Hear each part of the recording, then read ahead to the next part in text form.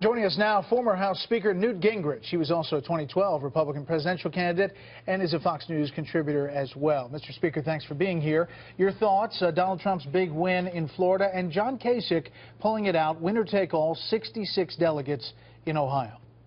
Well, it was a life or death victory for Kasich. He's a very popular governor, about 80% approval. Got reelected by carrying 86 out of 88 counties. And this gives him a new burst of life. And I think I'm inclined to agree a little bit with Karl Rove's analysis that having Kasich be able to work states like Pennsylvania, Connecticut, and New York, while Cruz focuses on states that are more compatible with his background, may be the best possible chance to slow Trump down. We'll know better later on tonight. I think the final outcome in North Carolina, Illinois, and Missouri are almost as important as the outcomes in Florida and in Ohio. However, what you can say for sure is that the nominee is going to be named either Donald or Ted. Now, Kasich can play a major role in deciding which of those two it is, as frankly Rubio can by suspending his campaign but not having given up his delegates.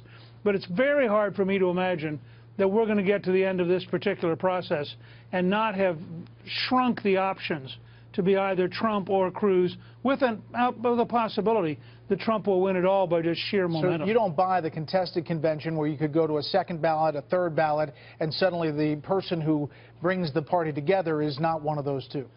I think it's insane. Now, you live in an age of television and social media.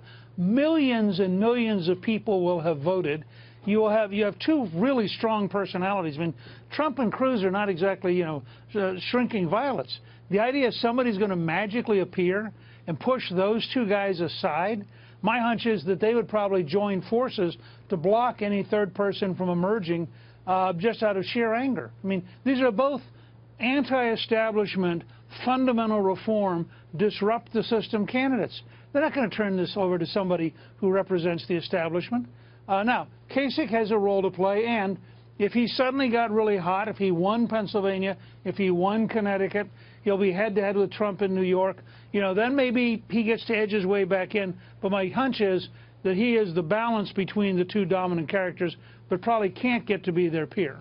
Mr. Speaker, do you foresee the so-called establishment ever getting, at this point, behind Ted Cruz? So they've said they don't like Donald Trump.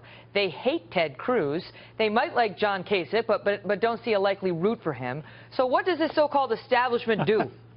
I asked somebody this afternoon, do you think the senators dislike Ted more or fear Donald more? And the person just looked at me and broke up laughing. This is one of those strange historical moments where each of the two strongest candidates have enormous strengths and have fundamental weaknesses, and where the establishment, frankly, has thrown away its opportunity.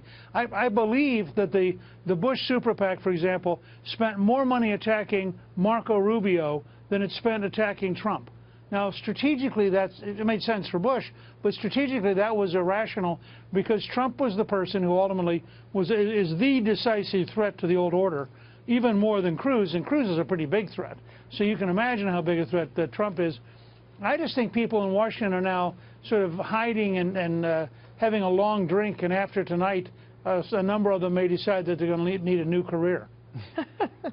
There had been a lot of predictions coming in tonight about whether, it's the Ides of March, whether the GOP was facing an existential crisis tonight, and whether indeed the whole future of the party rested on the results tonight. Do you buy that, and where do you think the party stands?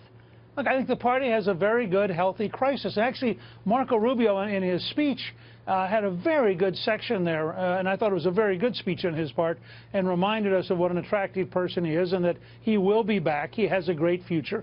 But the point where he said, look, in 2010, the voters sent a message. They gave the Republicans the House. Things didn't change. In 2014, they gave Republicans the Senate. Things didn't change. Cruz and Trump are the natural, legitimate consequence of conservative voters being fed up with the Washington establishment. Yeah. Mr. Speaker, thank you for being here. Good. Thank you.